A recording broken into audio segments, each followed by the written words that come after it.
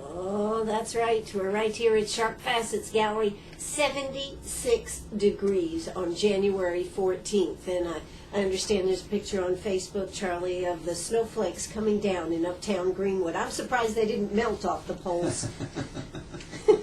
How are you today? I'm good. I'm sitting here with Charlie Barrineau, our city manager. Good to be able to have this opportunity to sit down and talk with you in the new year. Good to be with you. Happy 2013. Yeah, that's kind of scary, isn't it? 13 can or cannot be lucky, right? Yeah. I'm excited. I'm really looking forward to this year. I think that this year is going to be good for this community. So. And why? Well, you know, we had a lot of successes in 2012. The mall, a lot of retail development, and I think that's only going to continue going into 2013. A lot of meetings we've already scheduled, projects that we're working on, a lot of code names in the paper. Yes, it's ridiculous. Yeah, I tell you what, you gotta figure out how these comes up with these codes. I don't think there's a rhyme or reason, is there? I'd have to ask Mark Warner over there at the Partnership Alliance. I just go with what they give us. I think a lot of times some of them are, if it's an industrial project, are set by the state or maybe the Upstate Alliance. But sometimes when you after the project is announced, you can put two and two together and say, oh, now I get it. But anyway. Well, I understand. I mean, since you opened the door to this, I understand there are some great projects that are potentially coming here.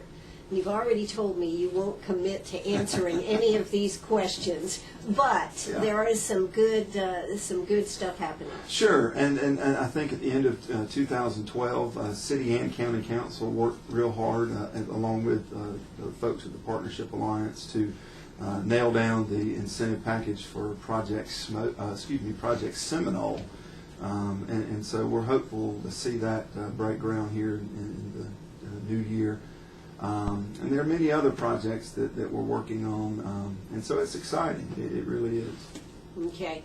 Well, without giving anything away, I guess I could at least mention some of the things, like there's still a possibility that Olive Garden may be coming. I'm not going to ask for your response. There's still a possibility that Publix may be coming.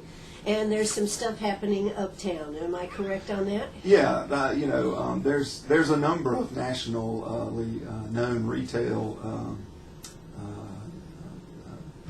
customers that are looking at Greenwood. We're a good market. I think I was. But if you didn't have Project Smoke, you probably wouldn't be having some of these others coming. Right. It has been a domino effect. You drive around and you don't see as many empty buildings as you did 2 years ago. The old Lowe's, Gary Russ filled that up. The mall looks great. The old Winn-Dixie now has got Hobby Lobby in it. Some of the vacant activity, even next to Walmart, when you get, some of the pet stores that have come in. All of that is good. To have good curb appeal is critical for Greenwood. Yeah, absolutely. Now, of course, the one thing I did want to bring up, though, Charlie, we have had a lot of smaller business, mom and pop type stores that have gone by the wayside in the last 6 months to the last year to the last 6 months, and I think that's sad. Sure, it gets harder and harder. I can't imagine. I ran a restaurant for about 8 years, and the competition is hard. Small businesses not only compete with the big box stores, but you compete in people's houses at their click to compete with the internet and the movement that we're going to. And so those small businesses have to continue reinventing themselves and doing that thing that has always worked and selling that relationship, selling that personality of the small business. People still want to shop where they know somebody, and that's important. Absolutely. But one of the things that you have started to form, which I found very interesting, is this young professionals. Why we don't have young professionals? We have a lot of people, according to the article, that don't live here, that come here to work. Right. Very interesting. And we're seeing it really even in the uptown area with some of the revitalization there. The really new influx of young age professionals, and during this last fall, City Council had a retreat, and they invited Ron Melinda, former executive out at Capsagel, to come and speak. And he had been working for the Partnership Alliance and talked about a statistic that had shown that 43% of those 2- and 4-year degree professionals here commute in. And so, city council... It's hard to believe that people commute to Greenwood, isn't it? I can remember a time where everybody went to Greenville. Yeah, well, we're still a hub, and folks have got to find a job, and when you're from a bigger community such as Atlanta or Charlotte, driving an hour is not uncommon, an hour plus. And so a commute in from a Simpsonville or an Abbeville or McCormick or Lincolnton, Georgia, I mean, all those areas are within easy proximity to come into Greenwood to work. So how is this group going to work? How do you think that we can change to make people want to live here? Well, I think everybody's looking for, if they think that we think by getting this group of people together that we're going to find the silver bullet of success, we understand that that's not the case. But we do want to engage this group of people that it's one thing to have a company invest here and bring jobs here, but you also want the people that work at that company to live in this community and to pay the property taxes in this community. Sure. And we all do better. And so we want to ask those questions. What is it that would bring you here? And we want to have a diverse group of folks. We want to have a diverse group of from the age range of 20 to 40, race, male, female, single, married, with children, without, and is it green space? Is it recreation? Is it our downtown? What is it that would bring you to Greenwood? Sure. So you don't at this point have any idea of what are some of the things that these people look for? Well, I can tell you what I have seen, and it's interesting. We did a survey. The mayor did a quick survey, really through social media late last year as he was preparing his State of the City address. And the number one thing was green space and recreation. And we targeted it to, that younger area. So, I was with my family yesterday at West Cambridge Park, and there was nowhere to park. The 2 adjoining parking lots were slap full. People want quality of life things. They want those amenities because they're working 40 to 60 hours plus a week, and they want the amenities to be there when they're done working. Sure. So that's what you're going to be developing, and then I guess a plan will come together. Hey, I'm here with Charlie Barrineau, our city manager. We are going to hear a quick word from our sponsors. When we come back, we're going to be talking more. Hey, if you've got a question for Charlie, give us a call, 229-7984. That's 229-7984. We'll be right back. We're right back here at Sharp Fastest Gallery talking about Operation Kaboom! That's right. Hey, what's happening next Tuesday there, Charlie Barrineau? Yeah, Tuesday, the January the 22nd, crossing fingers, is the date that our contractor has set for the final demolition of the old Kitson Street mill there. The smokestack and old elevator shaft are set to come down that morning. Around 11 o'clock, we will be closing off traffic around that construction site and evacuating a few homes, but should go very quickly. So about 11 o'clock, if you're around town that Tuesday, walk on down to the intersection of Kitson and Mill, and you'll get a pretty good view of a big demolition. Now, is this going to implode itself, or supposed to go over on its side? No, What's the plan? No, it's 2 simple charges. One, it's almost like cutting down a tree. A charge will go off at the base of the smokestack first, and then it'll fall to the south, away from the homes that are there on Norwood Avenue. And then as soon as it finishes, then a charge will go off on the elevator shaft, and it will follow the same way. And so the structures will fall over into the old mill basement there. So, and then over the week coming, the contractor will then break up that debris and remove it. Has anybody requested to get the top of the smokestack or anything? We have had requests for everything, Ann. I had a guy call me today wanting some stuff, and there is some really neat historical pieces over there. Mr. Durst, and I don't want to misstate the individual's name, but one of the original owners of the plant, where he used to tie his horse to the old office building there. His hook is still there in the building, so there's a lot of history there. Yeah, it is, and it's going to change the skyline up there. It really will. I drive in after I drop my daughter off at school. I drive in from the Connie Maxwell side, and you enter into the Mill Village, and you see the smokestack, and you enter into Uptown, and you see the smokestack. So it will be a significant change for over a decade that has been in the skyline. Yeah. So how are you going to record this? Are you going to video this? We've got a number of cameras set up at different shots. We'll have a camera up in the window of one of the buildings there right next to the smokestack, and so we'll have it remotely operated, and we're going to do the best we can to record history. Well, that's pretty cool. Now, I remember reading in the paper, how about removal of all this debris? There had been the county and the city and the back and forth. How did that all work out? Yeah, city and county council. County council really came to the effort of the project. I think they understood none of us wanted to be dealing with this, but none of us wanted to leave this for the Mill Village and future Greenwood residents. So the county agreed for the city to pay $200,000 for the debris to be disposed of at the county landfill. We anticipate that true value in the terms of $600,000 to $800,000. So we all as taxpayers lost in this deal, but we're moving forward. The debris is gone, and so the future is bright for this area. Now, what's going to happen there once everything is cleaned up, which you're getting very close to? That's right. Yeah, I would say by the end of February, middle of February, we really should be close to done. If you've driven by in the last week, they've already started some of the grading, and the property is really changing. It looks really good.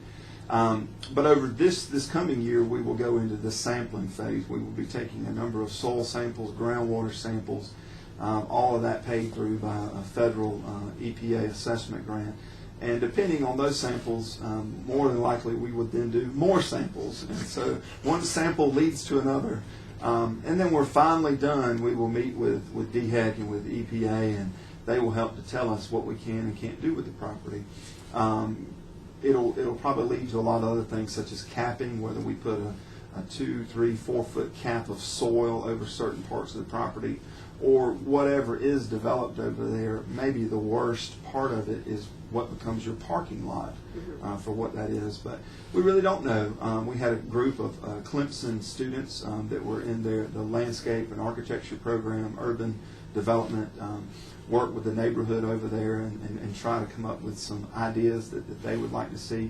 And I know that City Council is committed to working with the Mill Village Association to try to come up with the best use of the property. And long term, that may be a grass field. So at this point, we're trying to get it to the best grade that we can to seed the property and to maintain it by being able to cut the grass. Oh, okay. So, that leads us into, I guess we could talk about the topiaries, because now you're building a greenhouse. Yeah, and I don't know if we had this vision 6 or 7 years ago when the topiary giant was created. The topiaries for the large part have been funded privately, and it started out with maybe a handful, 5, 6.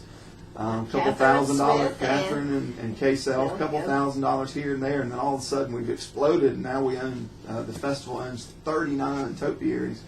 And it's unique. It is by far, I think everybody would agree, if you watch the Uptown area 7 days a week while those are up, it brings more pedestrian traffic than anything else we have ever done. And so the question now is... So how did you decide to take this on, would be my question. Well, there's another story. No. The festival came to us. The festival started experiencing challenges going into last year. Like anything, this was started out by a core volunteer group, and sure. A lot out at Wesley Commons. Correct. A lot of projects, where you grow and grow and grow, and you have a core volunteer base. You burn that volunteer base up, and the core volunteer of master gardeners really were just abused, for lack of a better word, with the number of hours that were demanded, the volunteer hours. So this past year, from a private standpoint, Wyatt Farms agreed to work the topiary project, and then they quickly realized it was huge. what an undertaking it was. And so the Festival of Flowers really came to City Council and said, we're here. This is where we are, and what do you want to do? And City Council agreed that we have worked together to create this. It works, and let's keep it moving forward. So we're using hospitality tax dollars, which is the restaurant tax that is collected here in the city that has to be spent to attract visitors here, to sustain this project. We're using it to build a brand new state-of-the-art greenhouse. It's got to be a big greenhouse. Those of you that are fans of the Gamecock, it's 15 feet tall, so we have a 16-foot tall greenhouse. That's it. Nothing any taller than that, right? Yeah. And so we can roll those in, and it's almost going to be like an automotive repair shop for 45 to 60 days out of the year. You see those topiaries on display, but the other 9 to 10 months out of the year, they will be on wheels in a greenhouse, spinning around, getting water, getting pruned, and so we're moving in that direction. But long term, we hope to get it to where, that maybe one year we keep a couple of topiaries back and don't put them out, because we want to make it new and interesting and different every year. Sure. So next year, we've got all kind of ideas. There's folks that have mentioned having a pig, having a guitar. I've heard a mermaid in the fountain. There's some creativity out there, and so we've got to make sure that our operations are correct so that we can move this forward. So how will this work? Who will actually be in charge of the topiaries? Great question. And so on City Council's agenda at their next meeting on the 28th will be an agreement with the Festival of Flowers. And in essence, we will say that the festival owns the topiaries, but by the city committing to do this, they agree to a number of things. One being they can't leave the uptown area, so we all agree that it's for the economic benefit of the key uptown. And then we come up with a management style in that agreement that the city will maintain those per all these arborist policies, and I think it's going to work out great. The festival committee is very happy. City Council seems committed. So hopefully it'll all work out for the best. And Dwight will have a lot more work? Yeah. Well, in addition to this agreement, City Council is also going to staff it with 3 staff people, again, paid for by hospitality taxes. So it seems hard to believe, but these topiaries live year round. And so if they don't receive the maintenance they need, it costs more money. If you don't keep them pruned properly, or watered properly, you spend more money on plugs. You have to replug, and so there's some savings that we think that we'll have. Obviously, there's a lot of expenses, but some long-term savings. We may get to the point where we can grow our own plugs for the kind of like you're growing the flowers for Uptown Greenwood. That was something Dwight started, wasn't it? It really was. You look at the expansion. You look at what Velux did with their project. It was a great team building exercise. I mean, they had tens of dozens of Velux employees work year-round on their big project last year, and so we hope to see more of that. We hope to see more local industry support that, and that we develop topiaries that reflect our community. Absolutely. Well, we are here with City Manager Charlie Barrineau. This is your opportunity. If you have a question, give us a call, 229-7984. That's 229-7984. We are coming up on South Carolina News.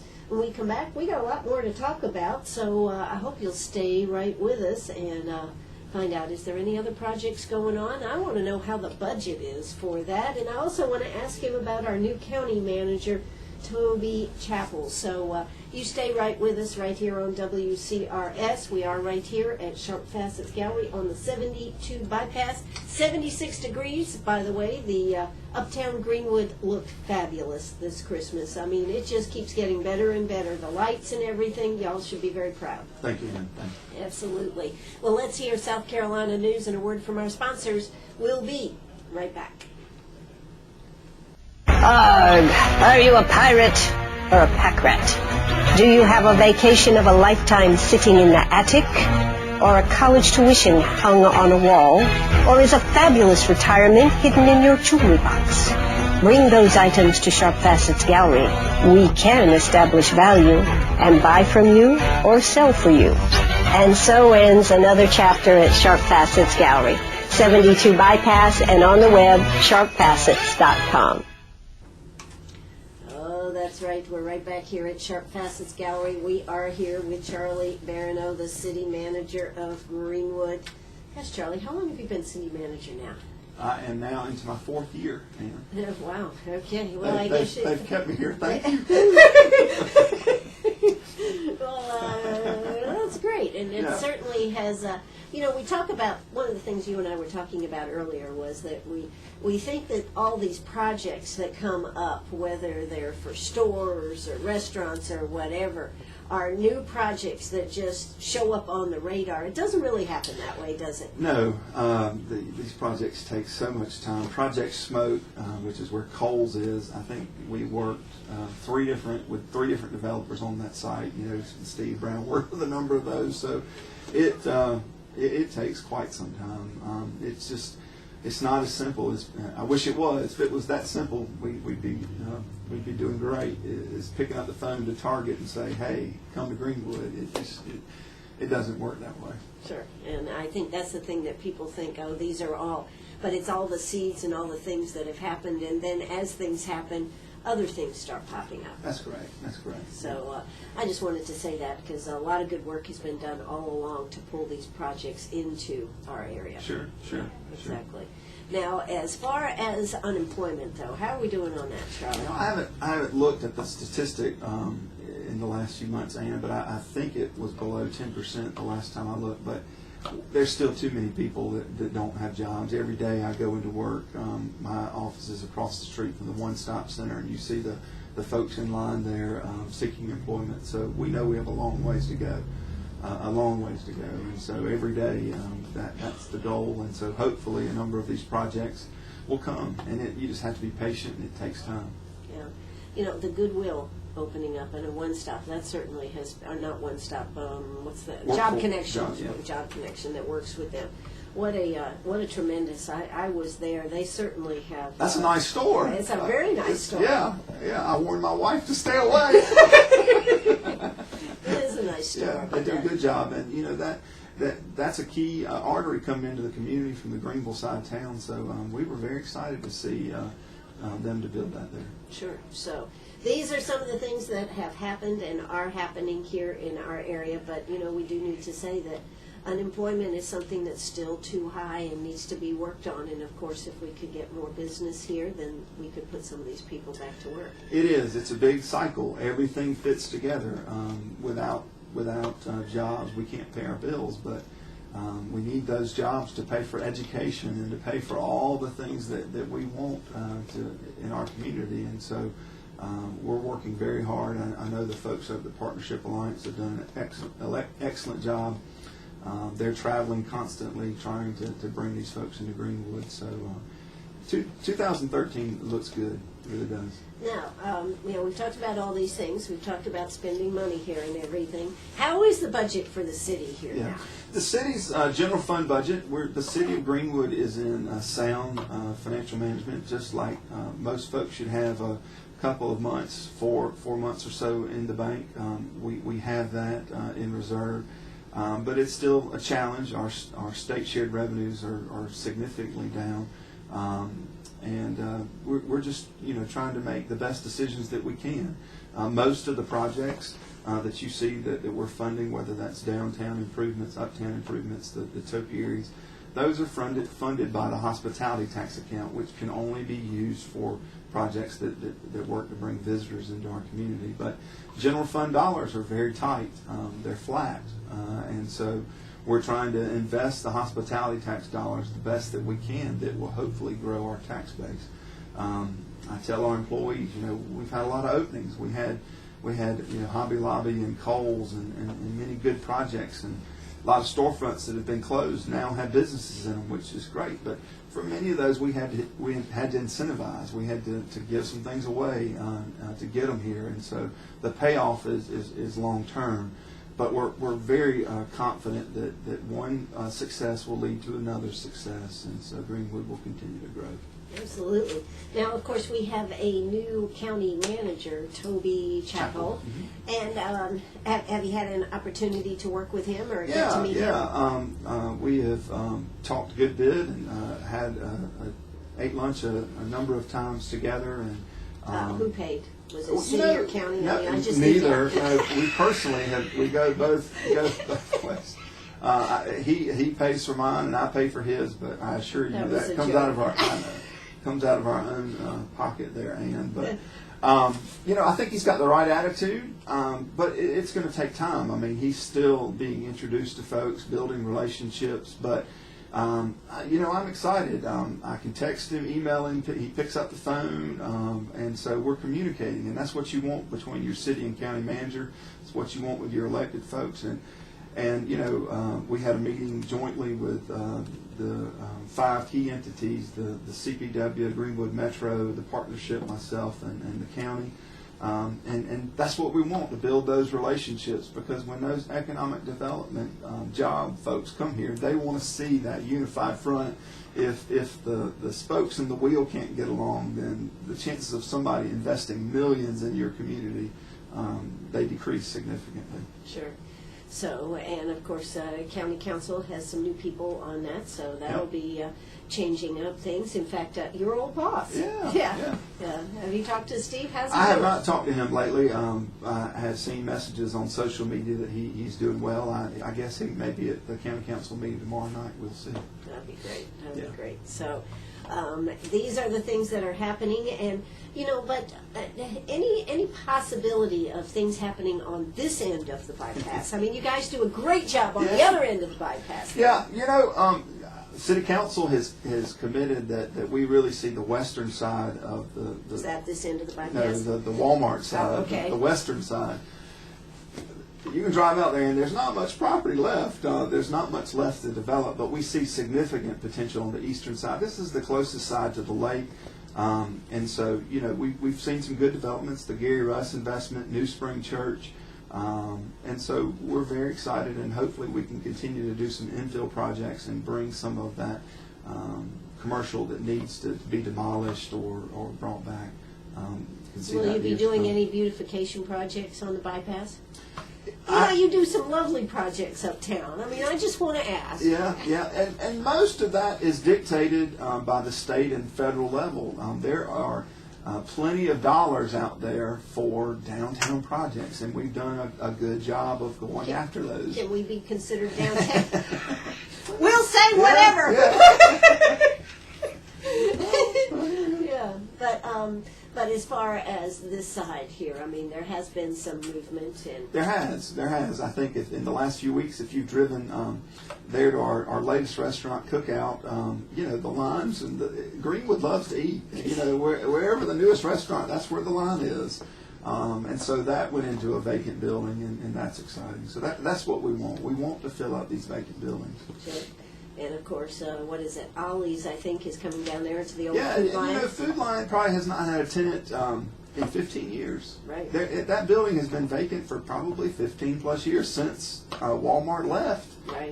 And so that's exciting to get Ollie's Bargain Outlet there into Greenwood. Sure. So we've got all these good things going on. What do you see as some of the issues, though, going forward? Some of the things that are going to have to be addressed? Wow, some of the biggest challenges, that we hear still, housing, I think, is a challenge. Crime, I think that's been reported a number of times. Juvenile crime in particular. Those are some of the challenges, and we simply don't have answers. It's the same challenges that most communities are dealing with. And a lot of that is tied back in, as we said before, everything is kind of tied together with jobs. We've seen crime go up. We've seen the job vacancies go up. And those two are tied together. So hopefully if we can bring jobs to this community and give folks opportunities, we will see some of those crime statistics decrease. Any likelihood that the police force will be increasing, or the sheriff? Yeah, the mayor, he came out at the State of the City, and that's probably his top priority is to, we do have a need for additional police officers. The City Council added a gang investigator position in the 2013 budget, so we did add one position. But without a source of revenue, you just can't add jobs. So without tax growth, growth in the tax base, we can't add those positions, though we do need them. Absolutely. Hey, I'm here with our city manager, Charlie Barrineau. When we come back, I think I'm going to ask him about the Blues Cruise and how's that's coming since, gosh, it'll be here before you know it. So don't you go away. We'll be right back. All right, we're back here at Sharp Facets Gallery. We have our city manager, Charlie Barrineau, with us here this afternoon. We've been just kind of perusing what's going to be coming up, and of course one of the things that comes up right after the Festival of Flowers is of course the Blues Cruise and Festival of Discovery. Is that going to grow too? Yeah, there's no question that the blues component is going to grow. We've got 3 renovated venues. This past year, obviously, the Mill House expanded and added their Maxwell Station venue, which is their second building, so that'll be an addition. Buffalo Grill in the Uptown area is expanded into the second floor. They'll be opening that up probably here in the 1st of February. So that'll be a great new venue. Uptown Sushi is renovating right now in the process. Oh, I didn't know that. Yeah, the process of renovating, so it'll be a venue. Our good friend John Holloway, his studio, he now has his own alcohol license, so he's going to be a venue. So yes, we're going to have more music, right? Cool. Without a doubt. Oh, that's great. That's great. Excellent. So, and of course, what are the dates now? Do we have a firm date? Yes. It's always the second weekend in July, so it's July 11th, 12th, and 13th. And so we really are focusing on that Thursday night. We want to make this a 3-day event. It used to be that we would have the Live After 5 and maybe 2 bands after the Live After 5. Right now, I'm pretty sure that Howard's will have a band, Boone's will have a band, Buffalo's will have a band, Millhouse will have a band. Sounds like a full. Yeah, we'll have a full cruise on Thursday night, so it'll be a 3-day event. That's great. That's, excellent. Gary, our friend Shrimp City Slim, he'll be in town February the 21st at the Thursday night playing polos, so we'll get him into town and really start working on laying things out and getting it all planned. But he's already started booking bands. So. Well, I thought last year was just fabulous. I mean, and what about the barbecue? Are you going to expand any more vendors there? We have a big, we're still, and we said this at the end of last year, toying the idea of putting the barbecue out into Main Street. And that'll be a big change for the event. Is that something you think you're going to do this year? We're studying it very hard, and there's a lot of challenges to that, a lot of challenges. That's leaving a lot of wiggle room there, Charlie. We may have to do a test. I mean, you may wake up one Friday, and if you're driving down Main Street, you get detoured on a random day, and you're like, why? And you'll read in the paper, well, they did a test for barbecue, if it'll work. We have never shut down Main Street during the week. It's always been on a Saturday or Sunday when there are lower traffic volumes, and so we are very cautious to do that during the week on a Thursday, Friday, where you'll have work traffic, peak traffic comes through. Sure. Well, the city may have to pay for everybody that works in Uptown's pay for that day, so they don't have to go. I see where this is going. There you go, courtesy of the city. You don't have to come to work today. I like it. All right, so let's see. We've got that, and of course there may even be some more topiaries added because the Blues Cruise there might be. That wouldn't occur this year, but we're looking forward into 2014 and beyond, and so one day maybe we'll have a pig or a blues guitar or some of those other things to match the 2 events together. That would be neat. Yeah. That would be neat. Yeah. All right. So now, any other issues that you can think of that the city is addressing here? We've have talked about a lot of things, but any other issues that are coming forward here? Yeah, over the next few months, our focus again, as we had talked about earlier, are going to be the mill site, continuing to hopefully finish up some of these bringing some retail growth here into the community. And just like everybody else, we're cautiously optimistic. We have one eye on the gasoline pump to see what prices at the pump are. Just like everybody else, it impacts us greatly. So we're cautiously optimistic. Now, what about, I know there's been a conversation about more bike paths. Yeah, we've had a number of studies and have worked with our planning staff. We've got. And I know Wellborn would like some. He would. He's an outdoor advocate. Right. With the old abandoned rail that we have, we could have just some amazing trails that link this entire community together. A grant application, I think the planning staff are getting ready to put one in that will hopefully do some more trail studies. So hopefully that'll be another project that we'll tackle planning into this year. And do you know anything about what's happening with the green space down here, the water plant? It's still on square one. I don't think it's moved anymore. There is a lease with the Parks Foundation. I know that they are working to build their master plan document for that, but have not heard any more mentioning that property. Okay, all right. And any big last year, of course, we're fortunate to have the where Governor Haley came here for the what was that? Rural Summit. Right. Yes, the Rural Summit. Yeah. Any other projects that'll be coming this way? I think the South Carolina Federation of Museums, so it's almost like the state group of museums, will be meeting here in Greenwood. So we'll be showcasing our museum downtown and the Railroad Museum there on South Main. So that's pretty exciting.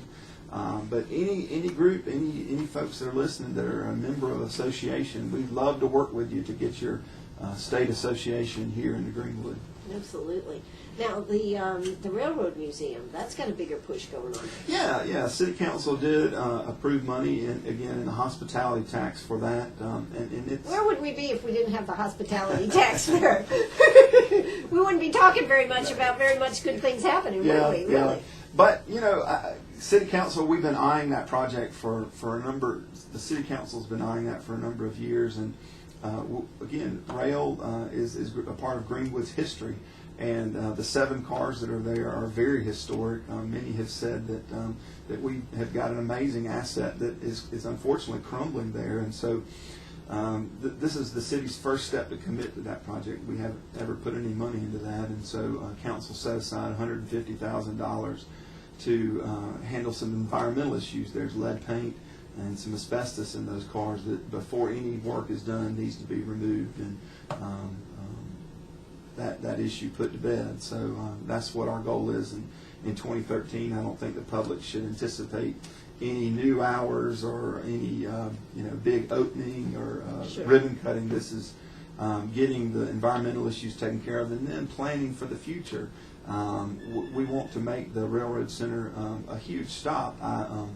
I know for this Christmas took my family up to Bryson City where they have the train that goes up there in the mountain, and the kids rode the Polar Express, and I was just amazed. They had sellout after sellout after sellout after sellout, and children love trains, and so there's no reason that we can't have some of that activity. We here. should maximize that. Exactly. Absolutely.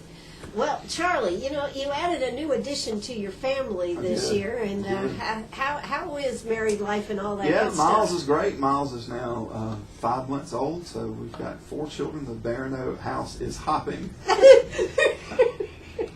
Well, that's great. Yeah. That's great. Yeah. And But he's it's healthy and everything? He is. He'll be crawling before you know it. Before you know it. That's terrific.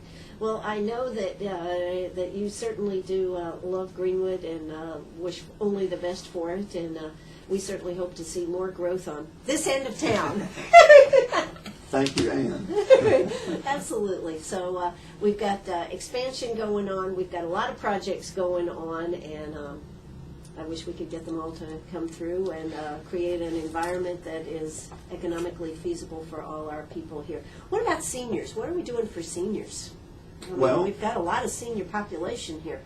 And I agree with that. I think that we're continuing to see growth with our retirement communities. Some of the things at Wesley Commons, the lake.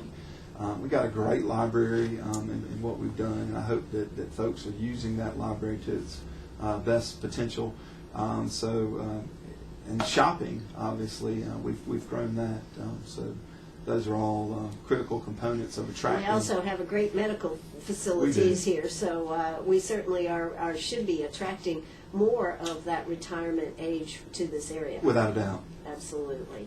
Well, I tell you what, we have been here with our city manager, Charlie Barrineau. We've talked about a lot of projects. Don't forget, coming up on the 22nd of January, they are taking down the tower, the smokestack and the elevator there on Kitson. And so if you want to be part of it, 11 o'clock, is that the time? 11 a.m. 11 a.m. If you want to get your picture taken, there's this going out on Facebook with a monument that's coming down. I understand they're even going to be taking pictures there, right, Charlie? Yeah, we don't have any involvement in that, but I think that's Healthy Greenwood Neighborhoods is looking to raise money for their community gardens project. So if you want to have your picture taken from a distance, stress from a distance, not in the drop down zone, but from a distance, they'll have that there from 10 to 11, I think. Yeah, something like that. All right, hey, that's going to do it for us. Charlie, thanks for coming out. Thank you, Ann. All right, this is WCRS right here in Greenwood. Bye-bye, everybody. I'll be back tomorrow morning. Tim Mooney on the show with me for half an hour, and then Peggy will be here, so make sure you check that out. And tomorrow afternoon, we're going to have Dwight Long, city gardener, but also expert master gardener, who will be here with us. That's going to do it for us. Bye-bye, everybody.